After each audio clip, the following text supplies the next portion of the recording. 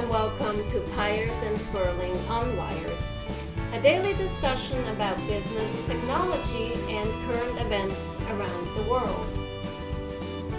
Featuring Jim Pyers, a career software, privacy and mobile communication pro, and Ben Sperling, a leading professional in digital health and healthcare technology. This program is casual and non-rehearsed and may feature occasional guests or recorded interviews. Let's join Jim and Ben now. Hit it. Hello and welcome to UnWired, episode 20 for Thursday, April 30th, 2020. You've entered day 49 of the lockdown. I am Jim Pyers from FEMA Region 9, from a hidden bunker in the Hidden Jewel compound in Escondido. Hey, Ben. Hey, Jim. This is Ben Sperling coming in live from Point Loma, California. Point Loma. We've got a very special guest today. Now, Ben forces me not to say his name until the end of the intro. So I'm gonna play the intro, and then we're gonna introduce our guest. So our guest today was a federal agent for 27 years before retiring in 2014. He achieved worldwide notoriety as one of history's most daring undercover operators during missions targeting America's violent crime. He often played the role of a shrewdly calculating hitman or mob debt collector, infiltrating scores of deadly criminal enterprises while living amongst street and prison gangs, anti-government extremists, gun-running groups, drug traffickers, and organized crime members. A defense attorney once described him as a government-trained predator, repeatedly sent on seek and destroy missions in search of drugs, guns, and violence. He's perhaps best known for his landmark effort against the Hells Angels. He was the first ever lawman to defeat the gang's multi-layered security measures, and at any cost, and without regard for the agent himself or those that he crossed paths with. He's also known for his he's a well-known author, and he has his book about that investigation that I described was No Angel, which is and this is both Ben and I have been reading that book. I just finished My Harrowing Undercover Journey to the Inner Circle of the Hells Angels. It was a New York Times bestseller and international bestseller. His follow-up book, Catching Hell, which I think was just released in 2018, a true story of abandonment and betrayal. It's a memoir that details the events of our guest's life and career.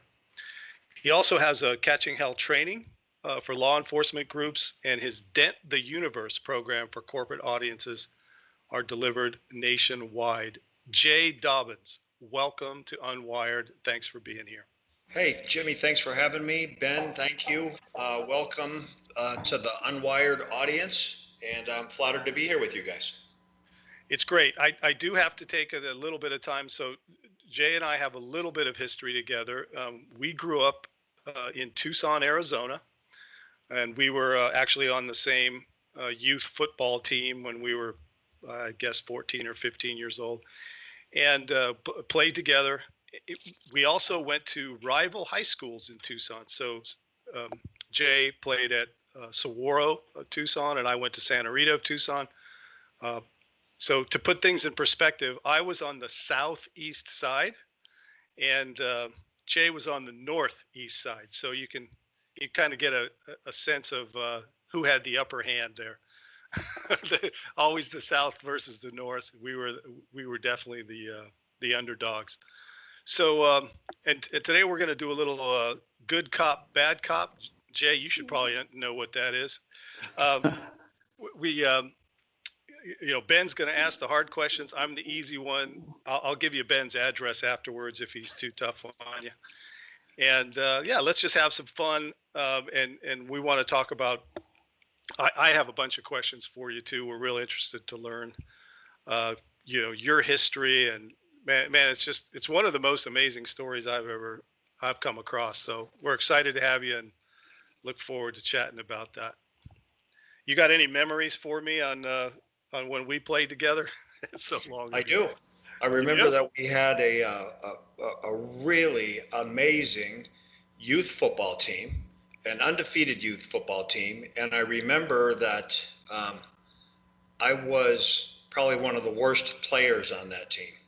I don't That's remember what I that. remember. Yeah, we were loaded. There was some amazing athletes and good guys. That was a lot of fun. And it's strange, not strange, but for me in my life, especially looking back in Tucson, I still have a lot of those relationships with those young players, either from youth football, basketball, baseball, whatever it was. Uh, I've got lifelong relationships there, and I do appreciate.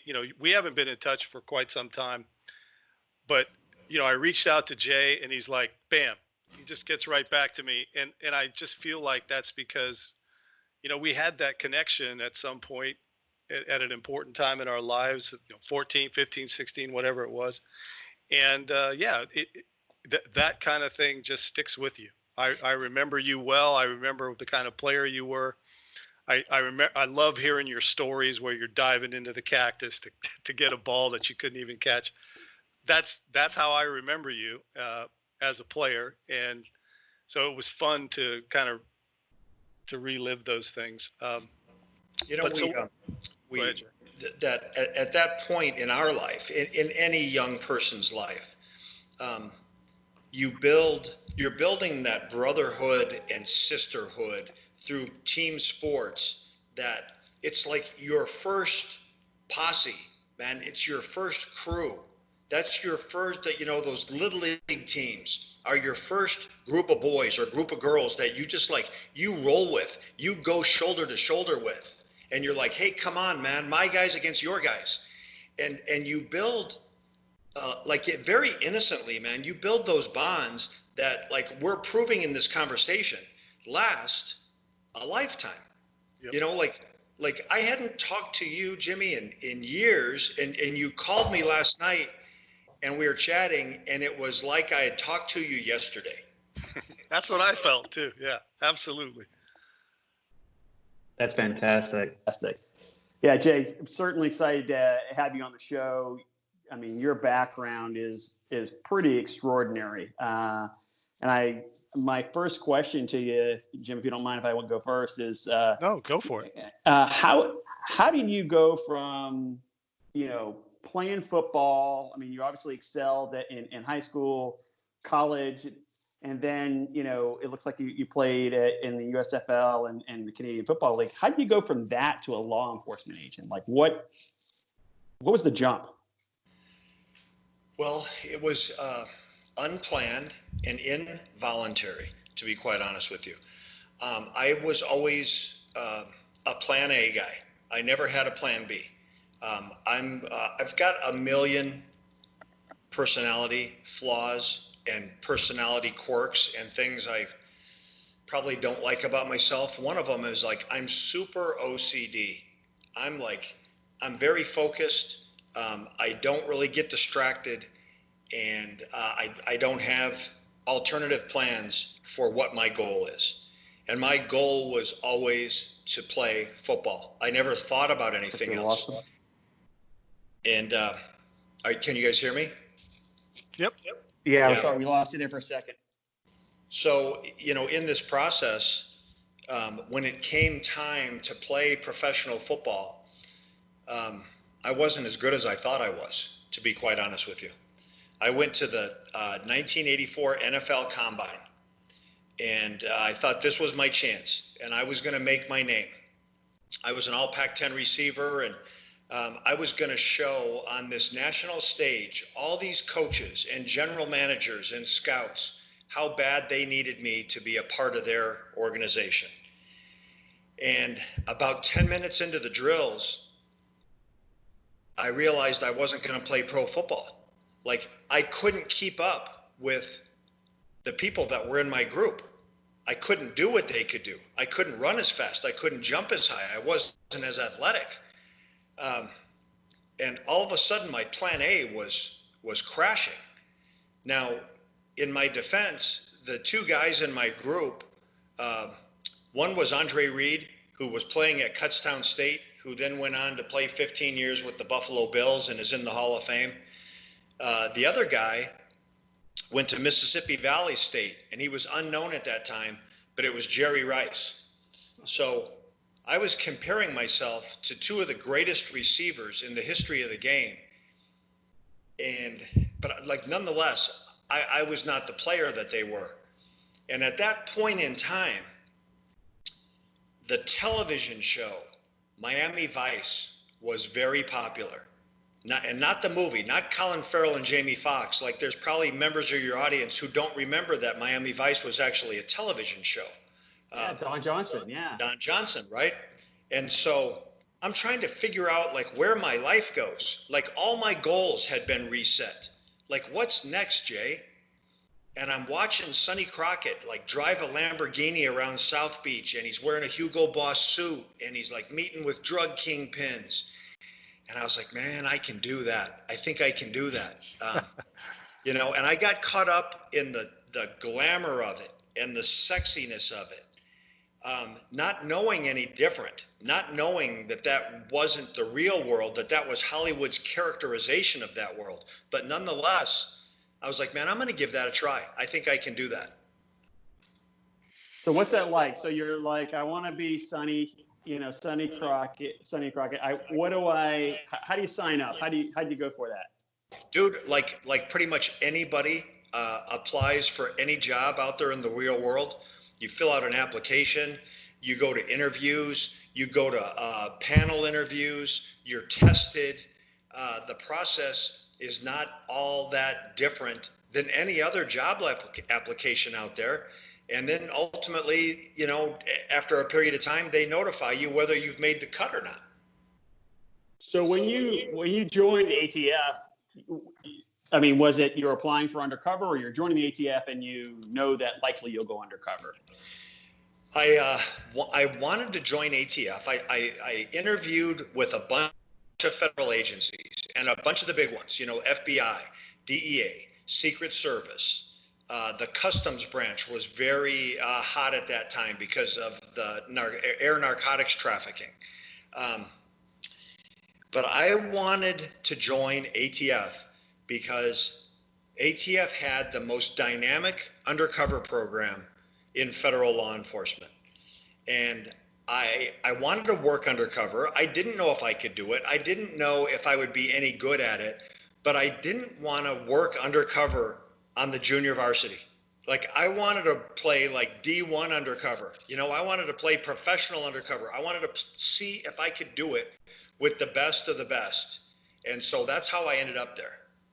Okay, but you must have been pretty good in school, or you must have been a good student or had good grades to even make the cut for some of these things, for interviews and things like that. But it also sounds like you had a vision of being an undercover cop, deeper than just watching it on TV. I mean, it sounds like you thought about it. You knew you wanted to be a pro and a lot of things like that. Like, I can tell you, when I was your age, at that point in time, I couldn't think that far ahead. So it's just interesting. You had a vision of it somehow embedded in yourself. How did that come about? What ignited that in you?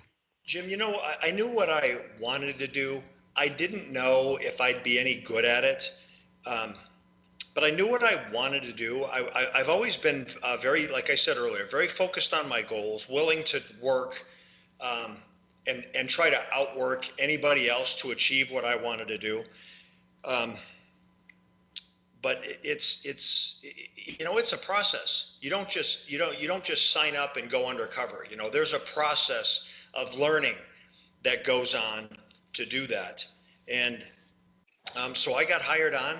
And I started volunteering to touch any undercover case I could. It didn't matter if I was on a cover team. It didn't matter if I was a background guy. I just wanted to gain experience. I wanted to learn. I wanted to see how it was done by people that were doing it well and successfully, and try to steal every piece of information, every piece of knowledge and wisdom I could, and try to make it put it in my toolbox, put all those tools in my toolbox to see if I could do it. But like, in that big picture, I knew probably more of what I didn't want to be than what I did want to be. And I knew that I wanted to have a job that when I woke up in the morning, when my alarm clock went off and I put my feet on the ground, that I was trying to do something that served someone else. I was never driven by money. I was never driven by the acquisition of things. I wanted to feel good about what I was doing, and that I was, in this case, like protecting people. I took a huge amount of pride in that, of carrying a badge and carrying a gun and being asked to stand in the path of predators on behalf of good and innocent people who wanted to live peaceful lives, but who couldn't stand up or wouldn't stand up for themselves. Interesting. If there's a book called Ordinary Men, where regular guys and police officers turn into bad guys, do you think there's, so you were involved in this sort of underbelly, the Hells Angels and these motorcycle gangs and people on the fringe of society. Do you think that they end up there because of a bunch of events, or do you think they're just pathological and that's where they're going to end up anyway? Or do you think they're good people that, they're ordinary people that just the situation turns bad for them? How do you see it after you dealt with these people? You became friends with them. Some of them were your enemies. Some were your, sort of just people you worked with. What's your verdict? Yeah, there's a couple elements to that question. I look at myself. I am not flattered or impressed with myself. I look at myself as a common man who has been placed in a lot of uncommon situations and did the best that he could. Just like, literally millions of other people out there who happen to be school teachers or mechanics or doctors or lawyers or landscapers or whatever, just men and women that get up in the morning, put their feet on the ground and go to work and try to do it the very best that they can. Whether they're pushing a broom or whether they're flying the space shuttle, whether they're digging a trench or they're operating on someone's brain and everything in between. There's people out there who they go all in to do whatever it is they're doing the best they can. The second part of your question with regards to how people end up where they end up, man, so much of it comes back to choices, man. The choices we make in our life, the choices we make, especially early in our life. When I talk to kids, I'm like, man, the choices you're making now with regards to your education, with regards to your friends, with regards to who you are, who you're hanging out with, where you're hanging out with them, they impact our lives sometimes forever. So a lot of the people I worked on that were suspects, that were criminals, were not unpleasant people to be around. They were not unintelligent people either. But somewhere along their life path, they made choices that put them where they were, and I made choices that put me where I was. In your book, Jay, you mentioned a character, and I apologize, I forget his name, but he served in Vietnam, and I think it was 2 Silver Stars he got, and you even made a reference in the book that you kind of liked him at first, or had some respect for him because of that and what he did, and it was almost like some remorse that you knew that you were going to have to take him down. There's people in the grand scheme of my undercover life. I was a participant in over 500 undercover operations during the course of my career. And so I met all kinds of people, all kinds of criminals, low level up to murderers and rapists, nobodies up to narco cartel level drug dealers. And so in this process and working undercover, you spend time with people in your environment and in their environment. And not every criminal that I crossed paths with was a dislikable person. There's some of them that were very charming. There were some of them that I enjoyed spending time with. And I would grow an affection for them. And then I would see them do something despicable. And it would almost break my heart, to be quite honest with you, because I'd be looking at them saying, you're better than this. I've seen better in you than what you just did. But that's not for me to sort out. Like I see a violation, I see a crime committed. I report that out. Prosecutors and judges and juries make those decisions on what happens to those people. I am just an information source of what I saw, heard, smelled, did in the process and in the presence of criminals. Have you ever gone to bat for somebody like that when they were getting prosecuted, almost as a character witness for leniency or whatnot? You know, I have. What I tried to do, and I was consistent and honest in the process of this. I testified and spoke of people truthfully and honestly, because I don't care who you are, you deserve that. You deserve to have the truth told about you, and you deserve to have it spoken of you in an honest way. And so if I saw something redeeming in someone, like, I wasn't going to hold that back. At the same time, I had to tell some pretty terrible stories about people. But like I said, I'm not the judge, jury, and executioner on these people. I testified to what I said or what I saw and did. Someone else makes those choices. Sure. And so as you were doing Black Biscuit, and that was the undercover name for the undercover investigation into the Hells Angels, one of the things, I mean, I was gripped by this, and I was kind of on the edge going, this guy is from Arizona, right? Has a family in Arizona, had a successful, football career there. And now he is going undercover in Arizona. I'm like, how is he not going to get caught? So, like, one of the times that really threw me off was when you were in San Diego for some training, updated on training for ATF. You ran into Smitty, who was one of the Hells Angel members, and he was with his family in San Diego. I'm thinking, God, what happens if Jay had taken his family to San Diego that time for a vacation, and you ran into Smitty? Like, how would you have played that off? Well, I'll give you an even better example. I have been with my family when I've run into criminals during active investigations. One in particular, I was with my daughter.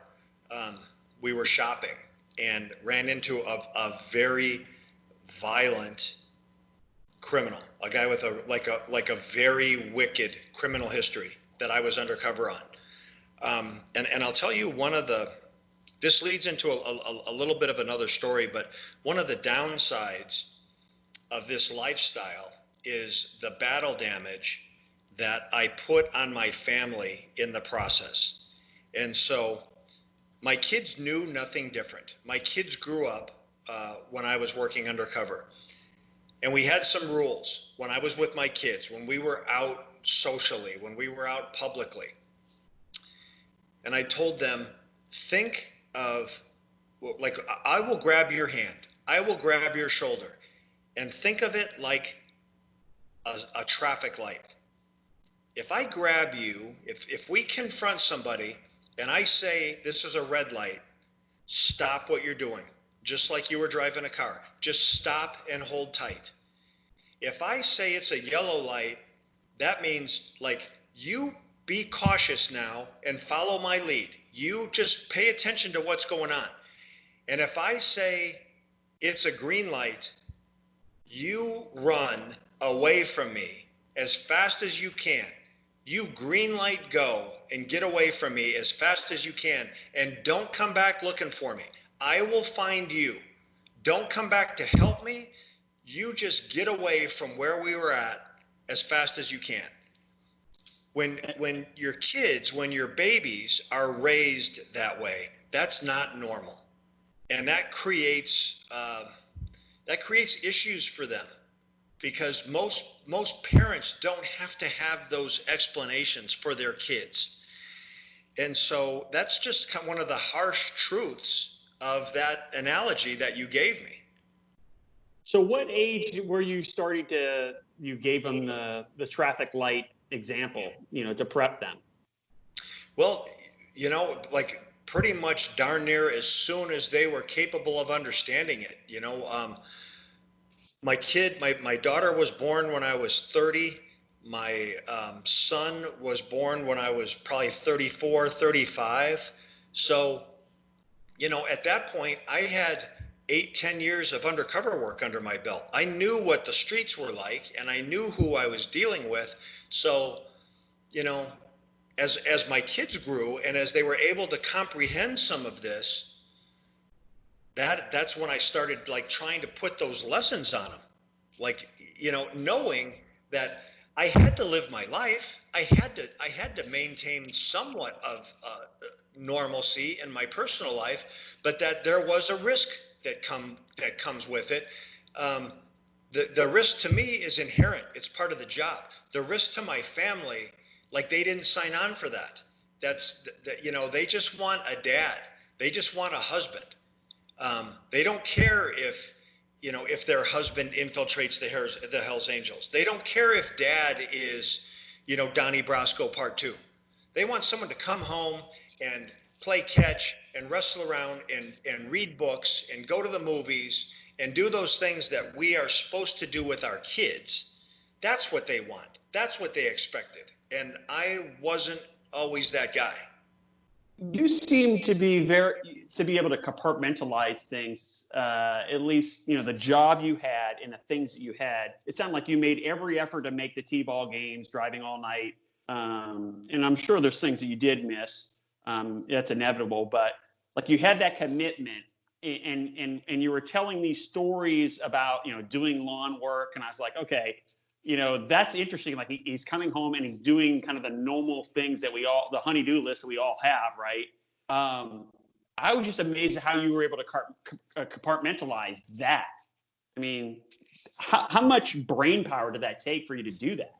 There were times in my life where I struggled to hold on to normalcy, to even something as mundane as mowing the grass at the house. Just sitting at the kitchen table and having a cup of coffee with my wife, making a T-ball game there was a point where I really was fighting to hold on to like something that was normal. And it must have been challenging. Now, one of the other things as I was going through this and reading it, I'm like, gosh, is anybody going to follow him back to, where you guys had your headquarters at, or follow him back to his home? I mean, did that enter into your mind that you could have been followed? All the time, and it's a real risk. It's not something that's entirely created through Hollywood. When I was working on the Hells Angels, on 3 different occasions, unbeknownst to me, they put private investigators on me, trying to follow me, trying to confirm the cover story that I had put in front of them, and like almost doing their own investigation of me while I was investigating them. So being followed, being researched, being looked at from the outside is a real problem. When I was talking about trying to hang on to something normal, like something as simple as going home, something as simple as going to the office was never simple. Like I couldn't just go home. I had to do heat runs before I went home. I had to try to shake a tail, even if there was one there, or even if there was an imagined one there. I had to try to shake a tail before I went to my house to try to avoid exactly what you described. That's an insane amount of brain power that's got to be focused on that every time to make sure you don't make mistakes. No, and when you're tired and when you're worn out and you had all these things going on, and yeah, you want to call it a day and you can't. I also wonder, Jay, do you think about in a day, because Ben and I were talking about this if you think about what you did in that period of time, it's almost, I mean, it's pre-internet, it's pre-social media, it's pre-cell phone for the most part, it's pre a lot of things. How tough would it be to pull off something like this that you were able to successfully complete today? Seems like order of magnitude tougher. Much harder. The ability for any of us to find out something about anybody else is so much easier now. With the internet, with the search engines, with the different databases that are available. I got in just under the wire of that, just as that was starting to blossom and bloom. And the reality of it is that in today's world, unless you have the CIA behind you and they're going to completely wash every remnant of you out of existence, you can't hide. We simply can't. We don't have the resources or the ability to cover all our tracks. It's just not possible. Yeah, it's a good point. You were able to kind of disappear and pop back up and go hide out and pop back up. Today with facial recognition, I can go to newspapers.com and find your pictures that were in, from your high school and college years and go, oh, there's Jay Dobyns' mug in the, that's that guy I've been seeing around town. It would be tough to hide now. Yes, I got in under the wire of when that really took off, and it's much harder to do what I did today than it was when I did it. There's men and women out there doing it. They're very good at it. They've learned to take technology and use it to their advantage as well. It's not a one-way street. Like right. We can put it in play for us as well as it works against us. But that was of all the problems I had, that was not one that was at the forefront. So Black Biscuit in general, I mean, there obviously was some RICO indictments. How do you feel overall? I mean, you committed a good chunk of your life, put yourself at risk. How do you feel overall of we're going to talk a little bit of how you were treated afterwards, but the cases themselves against the Hells Angels, how do you feel about the outcome? Well, that's a two-part question that your audience may not be aware of. The investigation itself, I'm immensely proud of. What we accomplished, we indicted 55 members and associates of the Hells Angels, 16 of them on RICO charges, racketeering charges. 2 of them were death penalty candidates for a murder that they committed while I was undercover. That was that we did our jobs.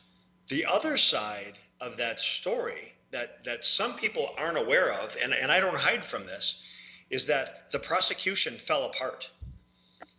The government, the attorneys and the case agents and the people that actually controlled the prosecution of the case could not agree on how to present that case. And the internal government arguments that took place resulted in dismissal of charges and reduced charges. And so in the end, the ultimate final prosecution was not as powerful, as commanding as the case justified it to be.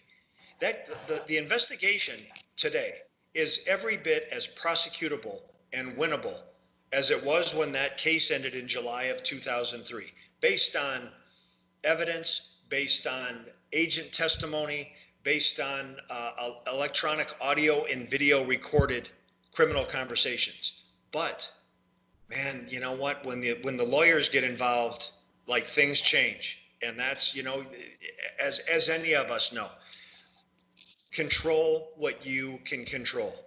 That was out of my control. I controlled what I was capable of controlling. I could not run that case top to bottom. I could not take that case into a courtroom. Sure.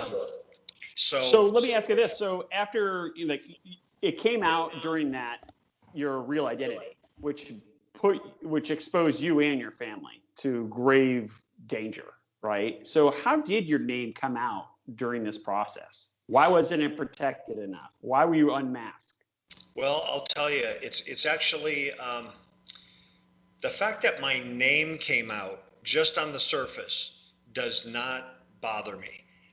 It's actually the beauty of living in America, is that our laws and our rules say that any of us that are accused of a crime, get to face our accusers.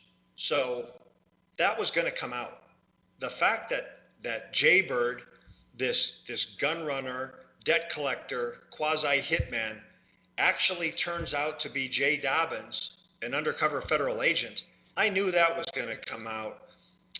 When it got nasty is when my name came out, my family and I received like a series, years of death and violence threats, confirmed, valid, credible death and violence threats. And the agency I worked for refused to help us.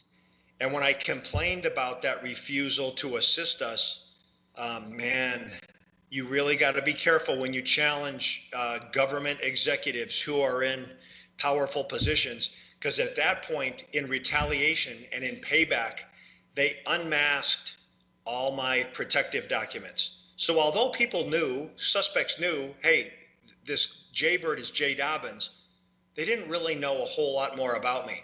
The government unmasked all the hidden documents, all the concealed documents that were used to protect where I lived, my vehicles, tax records, credit card information, all those things. And when they unmasked my backstopping, my cover documents, then I was very quickly and very easily found. And in the summer of August of 2008, my house was burned to the ground. And this was after years of death and violence threats. And so that is ultimately where my personal dispute with the government came in. That's unbelievable. So you know going in that your name's going to come out. Nowadays, if your name's going to come out as for when you go to prosecution, I mean, doesn't it immediately set you up for a risk now in nowadays versus then? It does. It's an inherent part of it's an inherent risk with the job. You're going to have to testify. You're going to have to take the stand. There are countries where undercover agents testify under false names with a hood on their head. That's not our system. That's not how things work here. We get to face our accusers. If I accused you of a crime, or if you accused me of a crime, and we were sitting in a courtroom, I want to be able to see you sit in the witness stand, take an oath, tell your story, and I want to be able to see your face. That's part of it. Yeah. I understood that going into it. What I I agree didn't with that. understand Yeah, was, I'm sorry. Yeah, no, I agree with that. I mean, I agree with the, constitutional, of that, of being able to face your accusers. It's just a little bit mind blowing when you think about that. You're going undercover. This is the, likely extremely violent folks. And that once you put them away, you're going to become a target and they're going to go after you. Now, it didn't help. It sounds like that the government basically, almost, drew them a map to your house. That certainly is, unconscionable. But it's amazing how much risk that undercover people face every day, and knowing when they successfully prosecute somebody, that's when they have the coming out of really who you are and what happened. So Jay, is this a case of, so Ben and I spent, 20 years of our lives, navigating the politics in a big company. And so what are these government agencies? Well, they're a big company with guns and a lot more power than a normal corporation has, but I'm sure politics, plays a huge part in everything that happens. So were you a victim of politics? Somebody didn't like you, or it was competitive, or is this how generally people in your position get treated? or is there some middle ground, or what do you think? Why wouldn't they support you in this case? What do you think was the cause of not getting supported, or is it because you just spoke out against them maybe at the wrong time too quickly, or what happened? Why Jim, do you think? You're right on all of those characterizations. First, I crossed paths with a perfect storm of people that were power corrupt and arrogant, and that's dangerous. That's a dangerous person to cross paths with. When the threats came out against me, when my house was burned down, when my backstopping, my cover documents were exposed, and this is a whole nother backstory. The people that were responsible for that, the people that made those decisions, were also the ones orchestrating one of the biggest scandals in American history, the Operation Fast and Furious, where literally thousands of assault weapons were being allowed to get into the hands of drug cartels in Mexico. So when I made this accusation that these people were making tragically, dangerously, like murderously bad decisions, I disrupted that boat a little bit. The people that were responsible for it were also orchestrating Fast and Furious, and so they came after me. They were going to make sure that I shut my mouth and didn't disrupt, what turned out to be arguably the biggest scandal of the Obama administration, was this massive gun running scheme that blew up in their face. And the only reason it came out is because a Border Patrol agent, a guy named Brian Terry, was murdered south of Tucson by or with guns that had passed through ATF's control and ended up in the hands of the cartels. If it hadn't been for that murder, they would have got away with it, and I would have been buried in the process. So you were awarded whistleblower status, I believe, right? I was classified as a whistleblower, yes.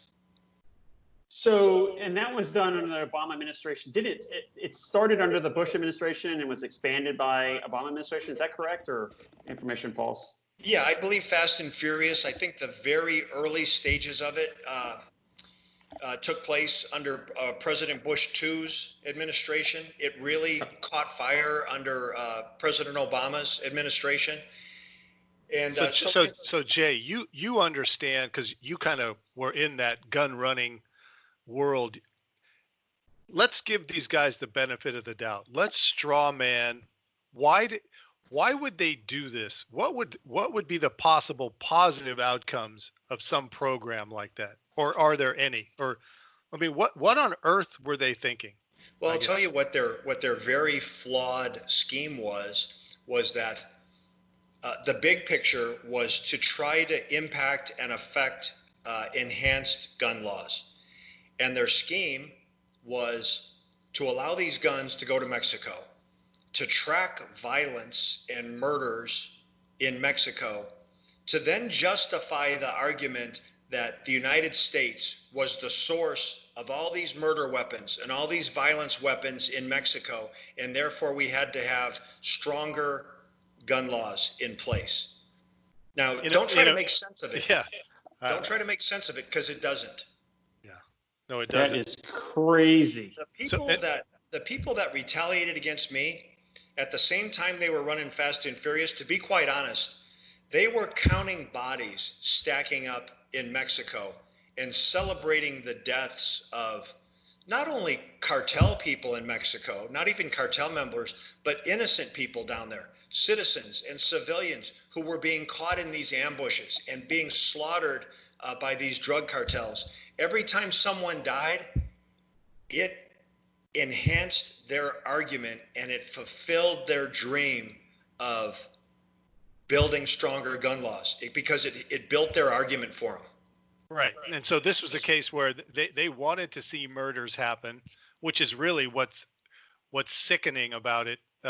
Selling guns, that's a financial transaction. So there's that part of it. But what's really disgusting is it sounds like it was going to be in their benefit if people actually use those guns to take lives. So very, very credible sources on the inside of that reported out that every time there was some ambush in Mexico, every time there was some slaughter down there, the people that were running Fast and Furious celebrated it because there were more bodies to count. now, did these guns have special tracking on them, or were they sending data, or did they or how did the tracking work from these weapons? What was the mechanism, or or were they tracing it back to the bullets, or how are they doing that? You hit it on the head. They were tracing the guns. Every gun has a serial number stamped into it. There is a cooperative effort between the government of Mexico and the government of the United States. So when these guns would turn up in seizures, in recoveries, that they would be traced, and then ATF and the American government could say, okay, we know where this gun came from. So I remember Fast and Furious, and I remember it kind of the drums beating loud on it and the pressure on the Obama administration, and then the Attorney General basically getting presidential privilege, and it just ended overnight. It seemed like it just went away. And it is a tragedy, and it is a demonstration of the power of politics, the power of money, the power of influence. Brian Terry's family never received any closure. They never received any answers. They received surface answers. Their son and their brother died protecting the American people, was killed with a gun that came through the American government's control and was placed in the hands of cartel members. And no one ever pushed to the end to give them an answer. And what's worse is that on the American side, not one single person was ever held accountable or responsible for what took place. And there were hundreds of murders that took place with those guns. Well, you know what's crazy? I just did this test because there was some folks thinking things were getting scrubbed. If you go right now on Google, and I just did it, and you search for Fast and Furious, well, you know what I went through the first 3 pages of search results. This never comes up. So what you see, of course, is all the trailers from the movies and the Fast and Furious movie, but there is nothing that comes up in the first 3 Google pages. I didn't keep going, but nothing. I mean, it's been scrubbed. And are you telling me that these movies had more impact than, that terrible political campaign? I mean, it's unbelievable. It's been scrubbed. We're talking beyond the contested murder of cartels. We're talking even beyond the murder of federal agents with these guns. Brian Terry killed south of Tucson. Jaime Zapata killed in Mexico with a Fast and Furious gun while on assignment in Mexico. We're talking even beyond those people. If you're a member of a cartel, like, you're inviting yourself into a violent world, and death and brutality is part of that. If you're a federal agent, people are going to point guns at you, and it's a life and death job, and the risk of losing your life is real. But there are innocent people, mothers, grandparents, babies, people that had nothing to do with this world that were slaughtered with Fast and Furious guns provided to the cartels through the U.S. government, and no one ever even had their feet held to the fire. So based off of your experience directly when you were kind of a whistleblower and them unmasking you, is the ATF, leadership corrupt? Do you still feel like they're corrupt? The big picture? No, I do not believe that. I never lost faith. I never lost the love of my agency. There are hundreds, actually thousands of good agents with their boots on the ground who go out to work every day to try to keep us safe. there are some great leaders there, some great executives, some great bosses that serve the mission properly and fairly and honestly and with dignity and integrity. But there are some dirty, nasty, rotten, lying criminals. And when you put a person like that and you give them power and influence, man, that is such a dangerous combination, and that's what we ran into. Well, Fast and Furious is not something that was developed from the bottoms up, right? I mean, that's a top-down strategy. So the guys at the working level, like yourself, you guys didn't come up with that. I mean, this was it had to be implemented by people at the working level, but they're following some orders from somebody, right? This isn't cooked up from the bottom. There's no street agent. There's no first level supervisor that is over the course of years going to run thousands of assault weapons into the cartels and do it without very high executive approval of what's going on and support for it.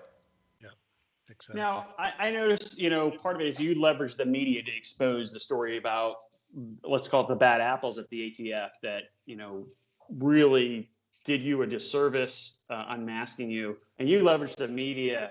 If you fast forward to where we're at in 2020, do you think you would have been as successful in leveraging the media to expose the story, or do you think it may have fell on deaf ears? It would have been sanitized.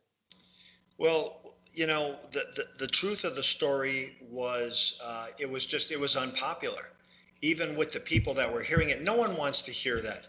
We want to believe that we are better than that. We want to believe our government is better than that. I don't think it was ever going to receive a warm reception. Now, ATF, in my mind, like, not only did they cut their own throat, they cut it deeper. When it started coming out and when the truth started coming out, they went into automatic denial protection mode. And man, that's just a dangerous path. If to go to try to hide something that is so blatantly obvious, it just makes people dig harder. It makes people trust you less. And so there was some really bad tactical decisions made from the beginning to the end of that. But are the agencies being held accountable? Certainly that whether the alphabet soup of agencies, these are people that are putting their life on the line, doing the right thing. But there are a few bad apples, and probably at everybody in alphabet soup. The FBI certainly has taken a lot of heat over, the past couple years with, from both sides politically of how handling Hillary and the servers to, now what's coming out for General Flynn seems pretty suspect. How do you, if you're an ATF agent and you're putting your life on the line like you did, and let's say these scandals are going on while you're working, does that demotivate you? Does that, you think about your mission and whether it's worth it or? Great question. It does kill morale. It does kill motivation. You look at the beating the FBI has taken over, in the political spectrum over what happened with President Trump and what happened with General Flynn and all those other elements to that.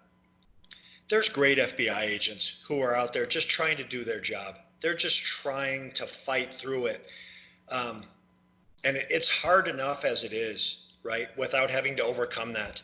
But nonetheless, as a society, we'll paint agencies with a very broad brush. When we hear something terrible about ATF, when we hear something terrible about the FBI, as a society, we cover the entire agency with that blanket. That's not fair, but that is the way it is. And so, nothing in life's fair. There is no such thing as fair. There's agents out there who continue to do their job and fight through and do it the right way with integrity. But man, how do you overcome something so catastrophic as all these different things that are in the news? Yeah, that's a good point. You make a really good point about just the everyday agent trying to do a great job, and they are, stained with the same, paint that or mud that's going on with this, and it's not fair. It's who we are as a culture and as a society. Is every investment broker out there dirty and corrupt and trying to steal your money because of what Bernie Madoff did? No, they're not. There's people out there like serving their profession like in the right way. But the Bernie Madoff story comes out, and now everybody's suspect of the people handling our money. So true. Got a question. So did you ever meet Joe Pistone from the Donnie Brasco story? I did. Joe's a friend of mine, actually a very good friend of mine. The godfather of undercover. His story is, Joe Pistone, if there was a Mount Rushmore of undercover agents, Joe's face would be carved in the granite there somewhere. He's one of the best, one of the godfathers, one of the legends. That's amazing. Yeah, that's awesome. So I did listen to a few interviews of you in prep of this podcast, and I love how you said that in your past you wanted to be the Nick Nolte when you're playing football at North Dallas 40, right? And I was thinking, well, are you the Nick Nolte of North Dallas 40, or are you the much better version of Nick Nolte in 48 Hours with Eddie Murphy? Well, North Dallas 40 came out like the summer before my senior year in high school. And so this Nick Nolte character, like I loved him, and I tried to grow a mustache like that, but I wasn't really capable of it. I had this crappy high school mustache. Like what version I am, man, that's such a tough question. I don't know that I can answer that. Like I said, I don't take myself all that serious. I'm a common man who was placed in uncommon situations. And so, I had great days. I had very successful days.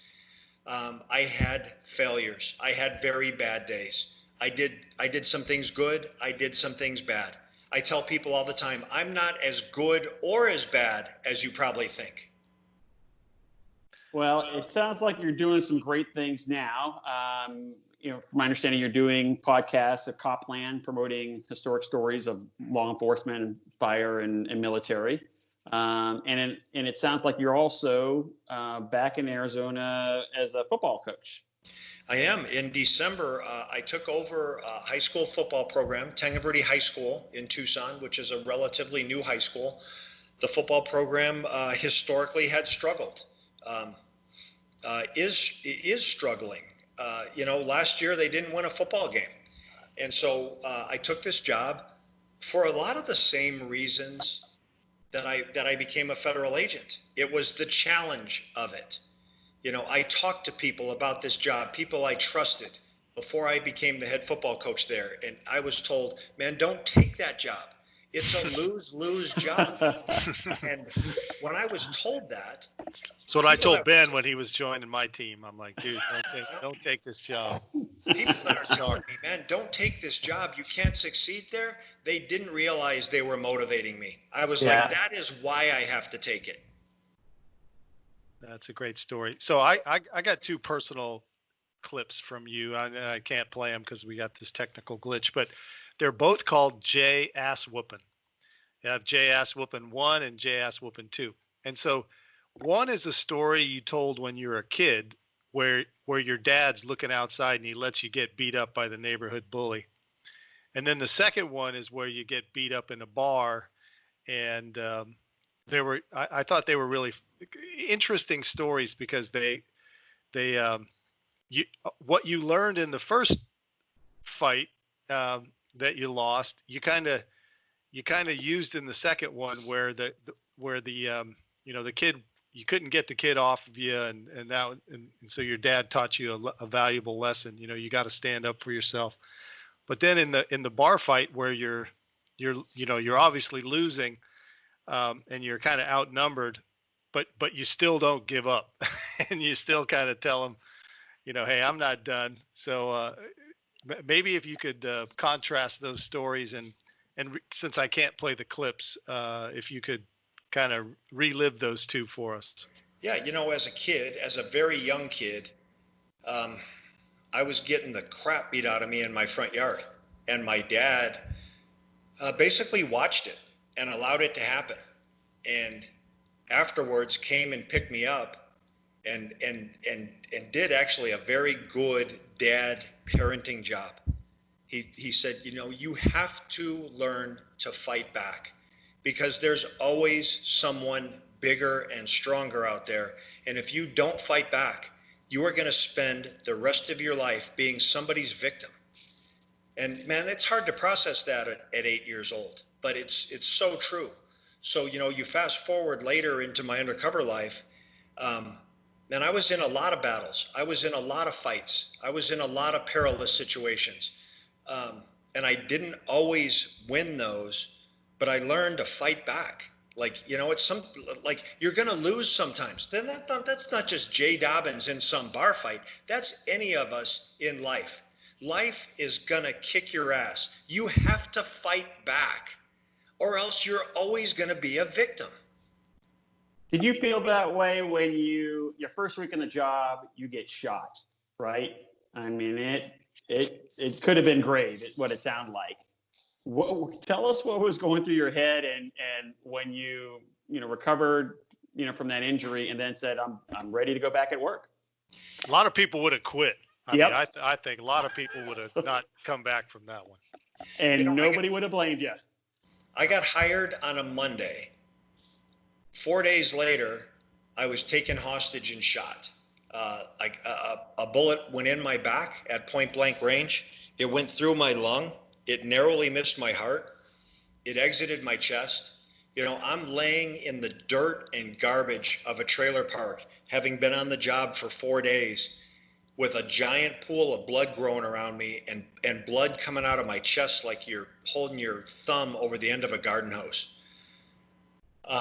So yes, those young lessons, the lessons I learned from my dad, the lessons like Jimmy that we learned through team sports, you have to fight back. You have to keep fighting back. What's the other choice? To lay there and die was the other choice. That was the option.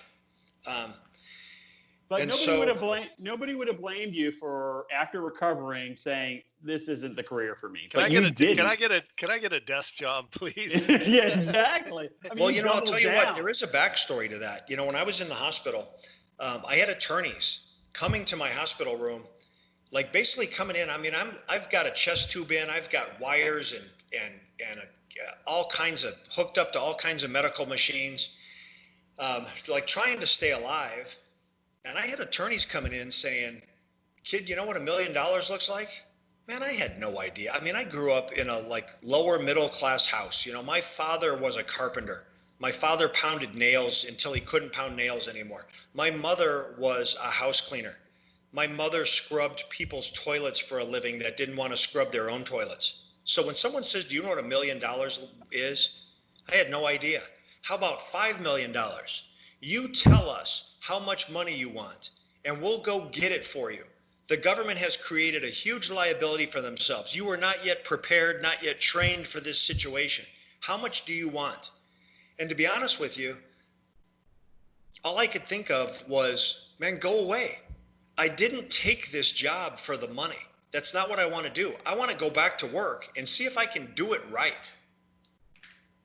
It's interesting. Yeah, because a lot of people might have taken that check, or a lot of people might have said, hey, I don't want to be out there. It's too dangerous. So it's funny. I remember in your book, Jimmy, trust me now, I'm sitting here at 58 years old and I've been retired for 6 years. I'm like, why didn't you take the damn $5 million, Jay? I would have been smart. Man, I'm a dummy. No, but you kind of, in your book, you sort of, you said you felt kind of more invincible. It's like, hey, what's the worst they can shoot me, right? And I'm still here. I'm back. I can do this. So I think in your book, you get the feeling you're a young guy and, you went through that and you made it out the other side. So it kind of emboldened you is what I think you were suggesting, if I got that right. It did. No, you hit it. You're spot on. It didn't discourage me. It was a tragic event, but it empowered me. I was like, man, I had a bullet go all the way through my chest at point blank range. I was bleeding to death in the desert, but here I am. Like it empowered me. I felt like I was invincible. I felt bulletproof. I was like, what worse is going to happen? So yeah, which gives what you advice- that Yeah, you go need ahead. that kind of bravery, I think, or um, maybe it's naivete, you know, because you're young, and you know that's how kids get in these car wrecks and everything. I mean, they think they're, you know, but if you don't have that, there's no way you could pull off what you did. Like if you weren't secure in yourself and had, you know, big balls, there's no way you walk into these situations you were in and come out standing. So you kind of had to have that. You had to be wired that way to succeed. Oh, You know, well, like I'll put the question back on you. Does anybody in any profession, any high achiever, get to where they're getting? I don't care if you're a software designer. I don't care if you're in medicine or politics or you're a federal agent. Do any high achievers ever get to where they want to go or do amazing things without a lack of confidence, without a willingness to take risk and put everything on the line? Probably not. I think we all do it at some point in our life. We take our chips and we push them all to the middle of the table, and there's times when you simply have to bet on you. yep. Well said. Yeah, well said. So what advice would you give to somebody that's listening to this that is interested in doing undercover work as a career? Take the 5 million. I would say that if you choose to do that, there are going to be good days and there are going to be bad days. There are going to be days when you succeed and there are going to be days when you fail. But it will be the most rewarding, satisfying, fulfilling thing you could ever imagine. You know, I caught passes in college in front of 70,000 people, and that is a rush. But when you are on the point, when you are interacting with violent predators who you know that if they find out who you really are, will put a gun to your head, a straight razor to your throat, if they'll put a baseball bat on the back of your head, the stakes are very high. They're life and death stakes. But when you win, man, there's nothing like that. When you pull it off, that is a very tough feeling to replicate. And part of my downfall, to be quite honest with you, is that became my drug. That risk, that sense of achievement, that sense of like overcoming all the odds, man, that became my heroin, man, and I was addicted to it. So did your wife ever try to, pump the brakes on this? You know, I got a couple good stories that I think answer that question. I came home at one point, I had been away from the house for an extended period of time. And my wife told me, she said, you cannot walk in here after being gone and talk to me and the kids like we are your suspects on the street. We don't deserve that. And my self-defense response was, man, I'm not a light switch. I can't turn this character on and off. I have to stay on, because people that treat what I do for a living like a hobby end up dead. I have to be on point. I'm not a light switch. Then her response was, when you come to this house, you better install a damn dimmer and turn that attitude down, because it ain't flying here. And if you can't, don't come home. So yes, I was challenged on that. During the course of my life with my son, you guys might have read this story in the book. I would leave the house and my son would run out in the yard and grab a rock out of the yard and say, Dad, don't leave yet. And he would give me a little stone out of the yard. And for years and years, I had collected these, what I believed to be good luck charms. to the point where I was giving them away to my partners and members of my task force, saying, hey, I don't know what the blessing that this kid is putting on these stones is, but here we are in the midst of all this violence, and we're thriving and surviving. There's a blessing on these. And right before the Hells Angels case ended, we were getting ready to run a very dynamic operation. And Jackie runs out in the yard, Dad, don't leave yet. And he comes with a stone. And I knew we had done this hundreds of times. And I was a 40-plus-year-old father now trying to comfort, an 8-year-old boy. And I said, dude, thank you for all these good luck charms. And they work so good. I've given them to all my friends. And you've helped keep us safe. And he looked at me, and he's standing in my driveway, and there's this little boy, no shirt, no shoes on, and tears start running down his cheeks. And he said, Dad, those aren't for good luck, and you shouldn't have given them away. They were just for you. And my brain froze. For years, I believed he'd been giving me good luck charms. And he's like, Dad, that's for you to put in your pocket. And every time you think someone's going to shoot you or stab you, that's like me being there to help you and fight back. Wow. That is what I had done to my family. And that is my greatest regret, my heaviest guilt, is that ultimately, to be quite honest, and this is not a flattering statement to make, to an open audience, the people that don't know you, I was very selfish. I made decisions for me. I did things that I wanted to do, and I didn't consider the impact of the life I was living on how it was affecting how it was affecting my family, my wife, and my kids. And to be quite honest with you, the people that loved me the most, the people that offered me the biggest support during that period of time in my life, I treated the worst. Wow. It's a paradox, right? Because you had to be selfish. You had to put all your energy in that. Otherwise, you would have made a mistake and you wouldn't be here. In one sense, and then in the other sense, those were all conscious choices you made. You decided to do that. That's the career you picked. That's the path you chose to follow. So it's a tough one. When you think of how we grew up, Jay, and I think our probably family situations were very similar. Big families, and our parents were very hard workers and didn't have that much going for us. But you learn to be independent. You learn to do things on your own. You learn to think for yourself. And in some ways, that's the best thing for your kids, like the lesson your dad taught you. And in some ways, it's what your kids had to do. It seems like your kids turned out pretty well from our conversation. So is that what happened, or how are your children today? I mean, how's your relationship? I think that's good. I think that's a good characterization. If I had to do it all over again, all of it, top to bottom, I would do it again. But I just wouldn't put the battle damage I put on my family. I wouldn't be as selfish about it. I would think about someone other than myself, because I was chasing what I believed to be a legacy. I was trying to make my name. I wanted to dent the universe. When I was gone, I wanted to be remembered for having done something. And in that process, I put a lick on my wife and my kids that I'm still trying to recover from.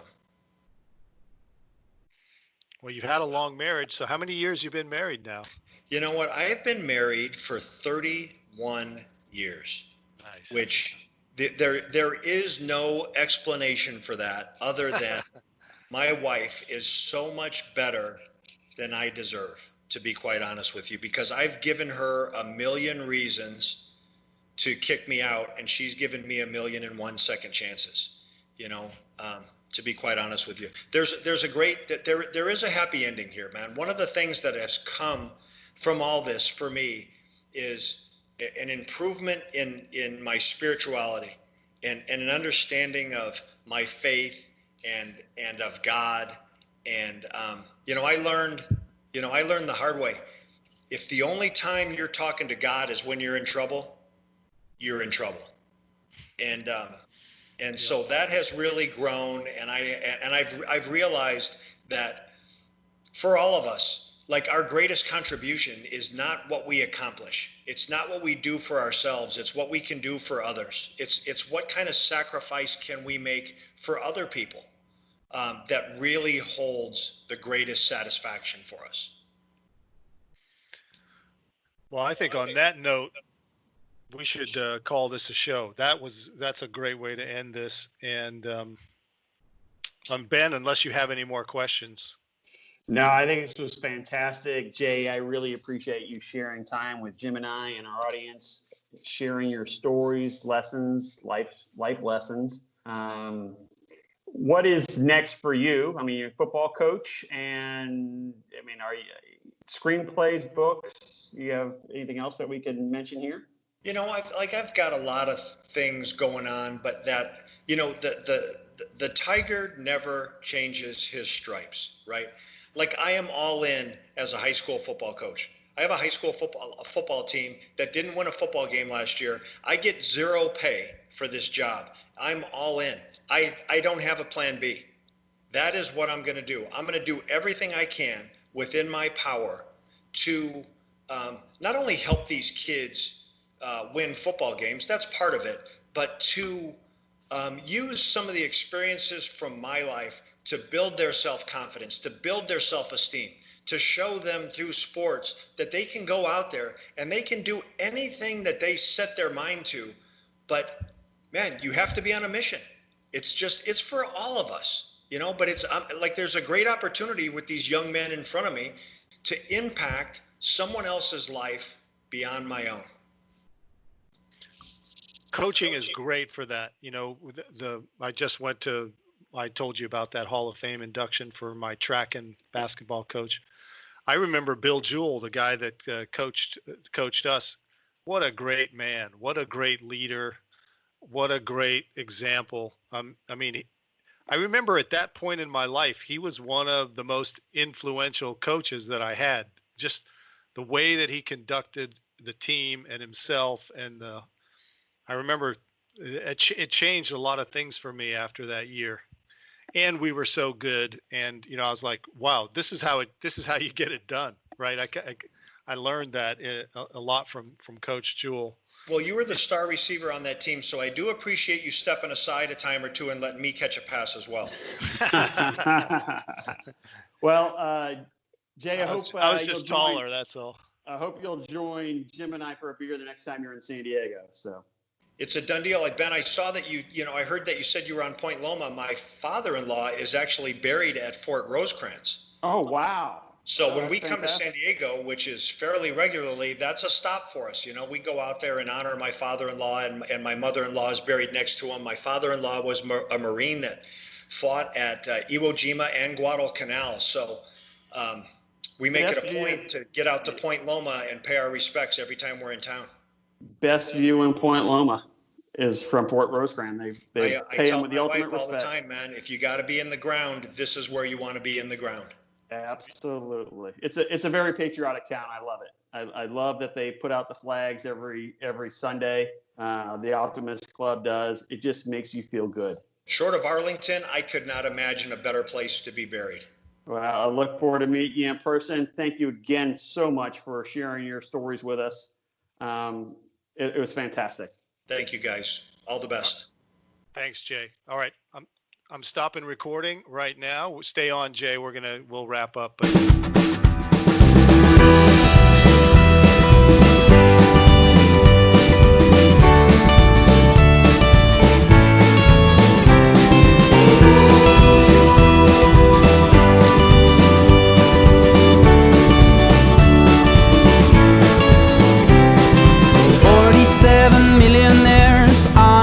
With marble squares leaking up their lollipops, no one ever interrupts. 47 millionaires on a ship with marble squares, playing with their teddy bears, talking about the rising fares.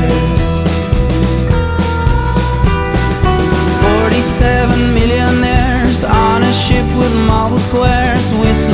the favorite song, dancing, laughing all night long.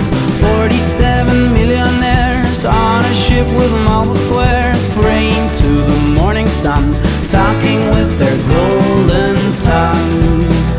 And I wished I was one of them, and I wished I was one of them. I'd love to be a millionaire, I wished I had a golden mare, and I would waste my precious time by looking for the perfect rhyme. Life is easy, life is good, it would be like Hollywood if I could be a millionaire.